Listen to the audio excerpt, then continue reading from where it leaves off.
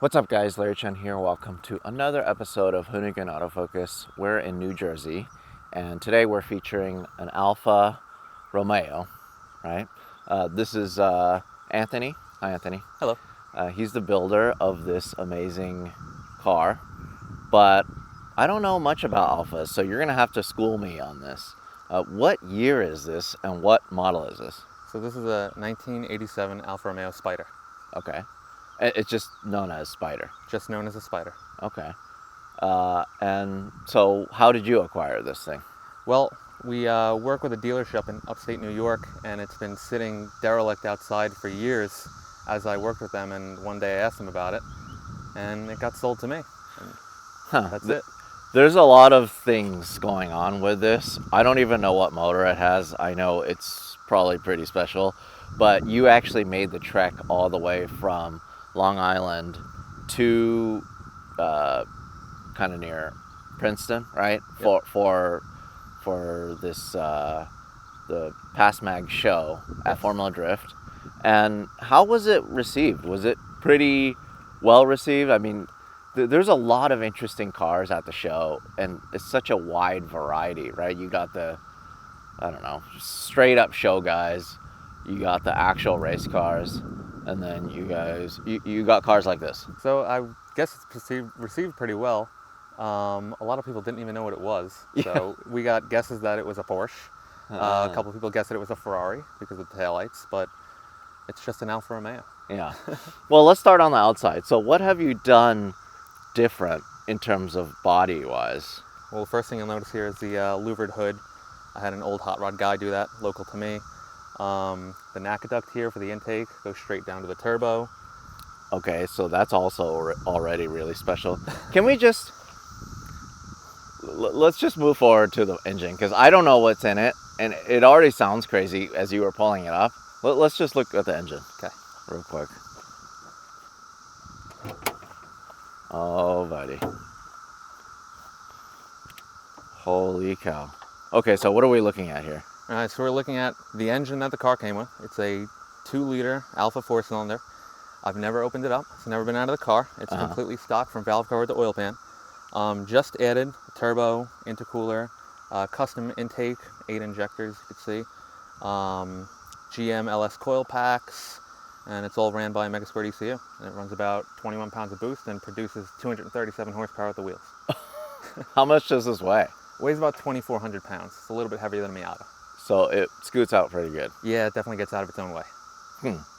And on top of that, this is on air because Yes. it is sitting super low. It's almost on the chassis. It's on the oil pan right now. Oh, it is? Yes, it is. So, hold on, let me see this. Oh my god. That's what stops it? Yeah, it's got a little skid plate there. You're crazy. It's just on the oil pan. Yes. And that's okay. Yeah. What the heck? That is just something else. Okay. All right. But what made you modify this motor versus swapping in something new, something modern? Well, I'll be honest with you, I really didn't feel like taking the motor out of the car. So that was the deciding factor. And I actually bought another stock engine to tear down and rebuild and sort of beef it up, but this thing's just holding on, so I don't really have the pressure on me to get it done. Huh. Okay. This thing is crazy. Sorry, we're all fogged up because it's very cold inside and very hot outside. Okay, so a bunch of other things that I noticed right away. The wheels seem like they're special, and you're saying that these are pretty special. In fact, they may be the only set in the world. Yes. So what they are 1984 Jeep Wagoneer wheels, and I cut them up on my lathe, converted them 3-piece with BBS 34-hole lips and barrels, and the rest is history. What? I don't recognize them. I mean, I guess that's the problem. A lot of those Jeeps that, you know, they put aftermarket wheels and tires on them. But no way. I can't believe. How did you think that it would work? Well, I cut the barrels off the original rims, and then I sort of took a rough measurement on where I'd want the bolts to end up, and then I reached out to a whole bunch of people with lips and barrels laying around and had them take measurements for me, and I found a set that would work. So did you make this center cap then? The center cap is completely designed and made by me on my little CNC machine at home. No way. It just looks so right. It's the 4-leaf clover quadrifolio logo that Alfa used on all their race cars.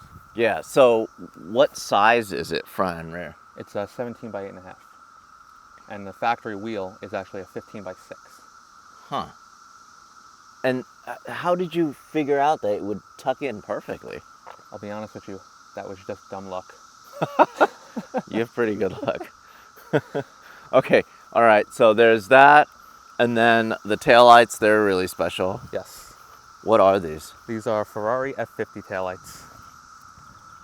How did you find F50 taillights? They're actually available aftermarket in the UK. No way. Yes. So these are actually not OEM Ferrari taillights then. They are aftermarket replacements. Got it. So the original taillights in this car were big square things that sort of filled up this whole area, and they actually wrapped around the outside. So what I had to do is extend the quarter panels from where the wing starts back and sort of mold it into shape around here. And then I made a flat panel for the taillights to bolt into and just wired them up to the original harness. Jeez. That is crazy. So you did all the body work yourself because Yes. you obviously work at a body shop. Yes. Huh. Interesting. So then, like, all of this stuff, this isn't stock, right? The wing is actually stock. Oh, okay. Yes. So then what's not stock here? Just from here on back would be where the taillight originally wraps around. Oh, that's right. But all this was just added metal. Oh, to kind of close it Yep. and continue this body line. Exactly. Wow. Okay. What else in the back is not stock? That's really it. On the taillights, the bumpers, stock. The whole body kit is a optional quadrifolio body kit for this car, although this car is not an original quadrifolio. Huh. And then the exhaust too? The exhaust, that's the factory location. Just would be a little bit smaller on the stock car. It actually looks so right with that blacked out rear panel. Inspired by Ferrari, 100%. Yeah. Huh. Amazing. Okay. And then what about the top? The top is part of the quadrifolio option. It is a factory hardtop, although this car was originally only equipped with a soft top. And then did you have to repaint the whole car?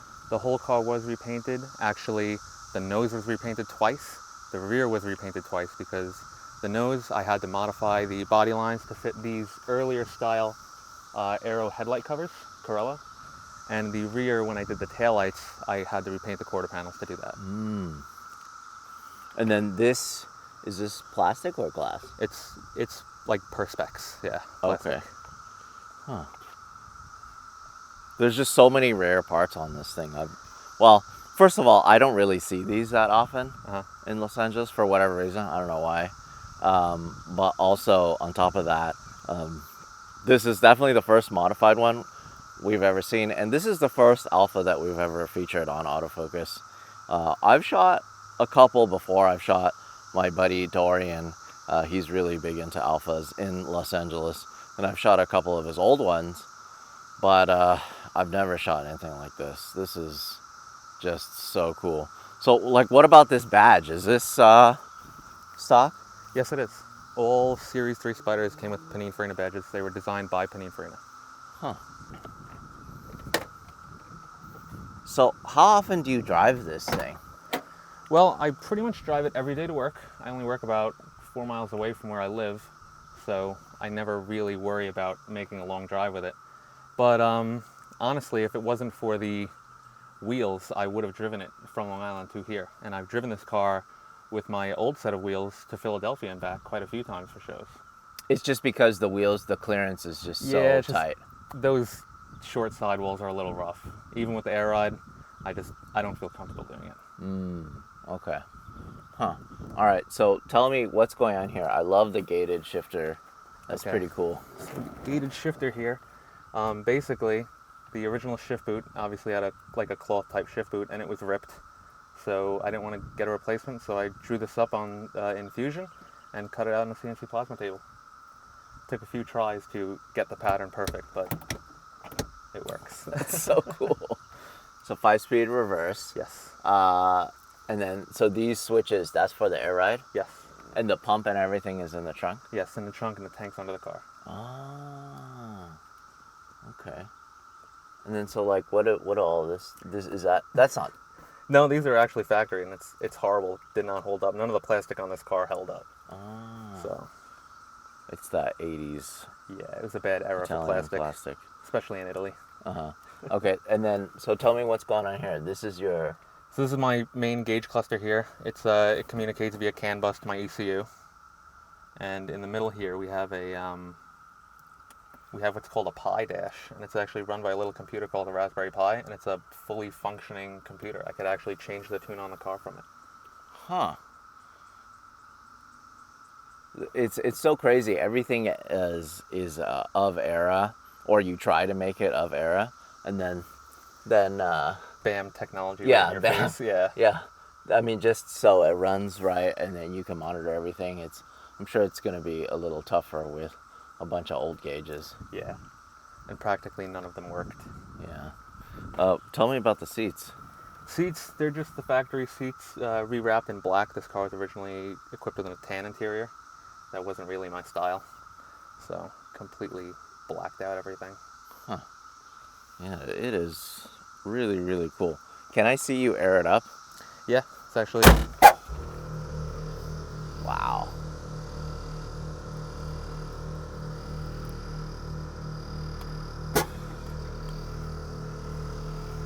Jeez.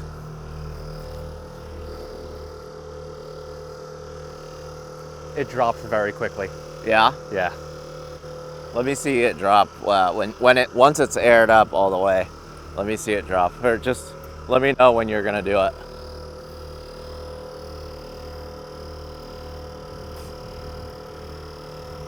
You let me know when you're ready. Ready? Okay. Wow. The front tucks in quite a bit. Like, it adds so much camber. There's a lot of room in these front wheel wells. Huh. The back, not so much. The back will rub like crazy. The front, I could probably put a 19-inch wheel on the front. Wow. This thing is just crazy. And it doesn't overheat or anything? You could drive it? Never a problem. Huh. I'm so blown away. So you made all of this, or does somebody make this? That is a plenum that was originally for a Toyota aftermarket intake manifold. So I cut the runners off that, cut the runners off my factory manifold, and welded them to it. Huh. Have you seen anyone else modify this engine? Yeah, plenty of people make race motors out of them, usually naturally aspirated. And a full-bore race motor will make about 200 horsepower at the crank, naturally aspirated. Very few people turbocharge them because of the open deck design. The liners will actually move around and cause the gasket to blow. So it's, I don't know if I'm just lucky or if I did something right. Are there a lot of these around this area where you are? Not really. I actually have a customer with one of them, a completely stock car, but it's really the only one I ever see. There's not too many driving around anymore. Jeez. And this is done so tastefully. What made you do it with this pattern, with this design? The inner hood structure actually sort of limited us to where we could put the louvers, and we just wanted to get as many louvers in there as possible. Huh. So Just to kind of evacuate the hot air. Yes. Wow. What a cool car. Thank you. Can we take it for a spin around the block? Absolutely. Yeah? All right. Let it air up a little bit. Yep. We're going for a ride in Anthony's Alfa Spider. Uh-oh. Where's the seatbelt? You got it. Yeah. What's that for? That is the keyboard and trackpad for this display here. No way. This is so cool. So I see what you mean about the thin sidewalls. They're pretty, over every bump, they're pretty rough. It's a little harsh. But it seems like you have pretty good travel, right? Because of the air suspension? Yeah, it actually makes it very easy to load up and onto the trailer. Look at this. So cool. What a cool car. So when people see you driving around in New York, do people think you're driving your dad's car or something? You know, I really don't know what people think, but it definitely turns a lot of heads. Also, I love the Sparco steering wheel. Thank you. Keeping it Italian, right? Yeah. That sounds pretty cool. Oh, it makes all the right turbo noises. That sounds great. What a cool little car. Huh. So, I mean, I guess my question is, what made you want to build this over so many other cars that are available to build? Well, I guess it was just an oddball, and I like odd cars. I come from a Jeep background. I built a lot of Jeeps when I first started modifying cars, and it eventually turned into turbocharging Jeeps and racing them. And then I saw this, and I was like, oh, this would be a cool little quick car to buzz around town in. So that's probably how you were able to kind of see that the Wagoneer wheels would potentially fit on this car, or it would actually at least look pretty good on this car. Yeah, exactly. That's pretty cool. What a neat idea. And then I'm guessing you probably looked at the rear end, you're like, this thing would look pretty cool with two round tail lights, huh? Yes. Like you were like keeping it Italian, but taking it to that next level. Absolutely. I've seen people have done round taillight conversions in the past, and they'll use either like truck taillights or Corvette taillights, something like that. But as far as I know, nobody's ever done F50 Ferrari taillights. But as I was putting it together, I was afraid they're going to look too big, they're going to be awkward, maybe I should just put one of them. Yeah. But put the both of them together. We can spin around. Okay. Whenever you see it.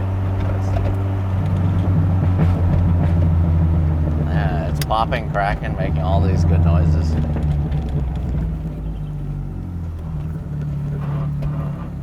I see what you mean. So this is fully aired up? No, we're at about like a medium sort of ride. Okay. Right now. If you're fully aired up, it won't rub at all? No.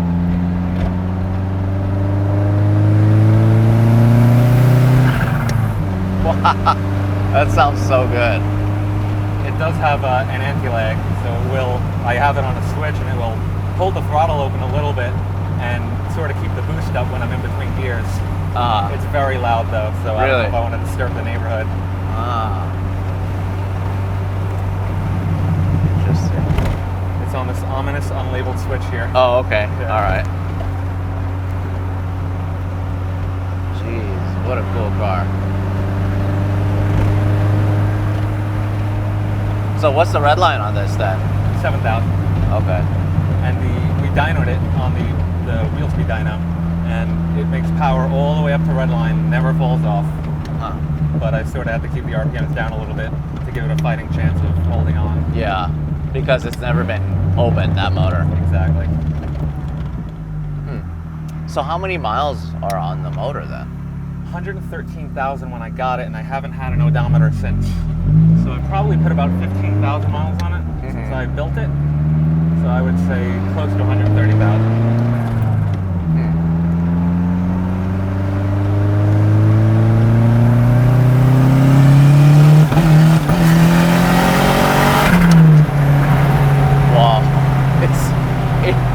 It's so much louder when you get on it. Yeah, that was the overboost protection. Oh, really? Yeah. Too much boost? Too much boost. It was tuned on 18 psi. It's all we could get out of it when we were on the dyno. And depending on weather conditions, it'll actually produce more boost. Really? Yeah, it's an open loop system, so it doesn't take in feedback. It's just constantly targeting a certain weight duty cycle. So then when will it make ideal? When will it be ideal in terms of boost conditions? I don't know. We'd have to replicate the day that it was on the dyno. That's tough. I don't know exactly how to get back. I don't know where we are. Oh, okay. Yeah. All right.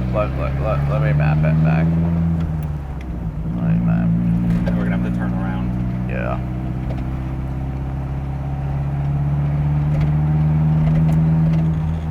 I don't have the best reception here, so. You want to drive it? Yeah. Okay. You mind? All right, I'm gonna drive it for just a couple blocks because I'm intrigued. Feet, turn right onto Union Street. I'm very intrigued. This thing is super cool. Okay, here we go.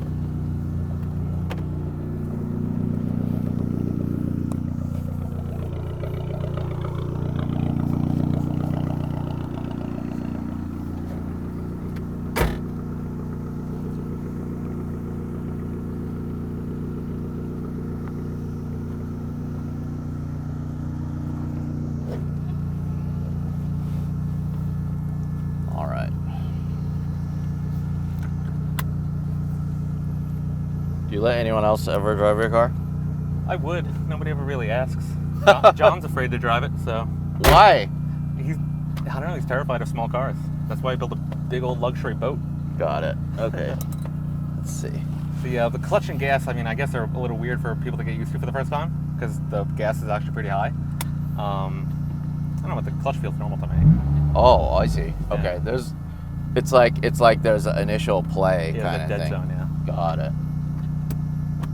Never driven an Alfa before, so. Yeah, it's off right now, Okay. but it springs back up. Oh, this is pretty cool. There's kind of like a tactile feel to it, huh? Yeah.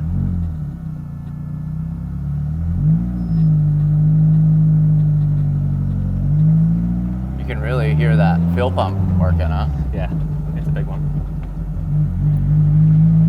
This is so weird. It's such an interesting feeling. A lot of people pointed that out at the car show. Like, is it weird to shift?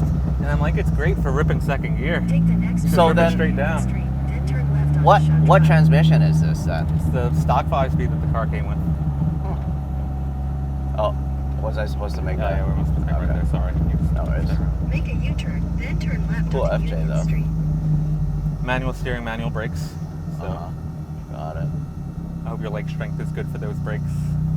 We will see as soon as I need to stop. Left here? Yep, left here. Take the next left onto Union Street, then turn left onto Shut Drive.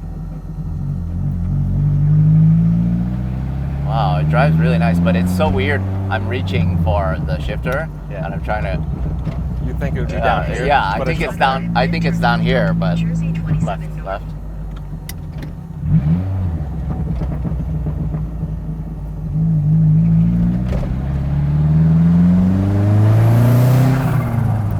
Oh, that sounds great. Jersey 27 North, then turn right onto Fairfield Road. Yeah, it feels like a manual brake Porsche or something. Left? Left. Can you watch for me on that side? You got two cars. Yeah. Minivan. Good on this side.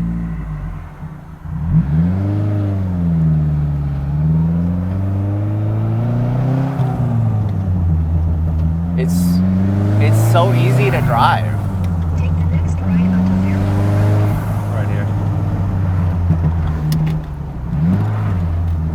I used to autocross this car back when it had track tires on it and springs.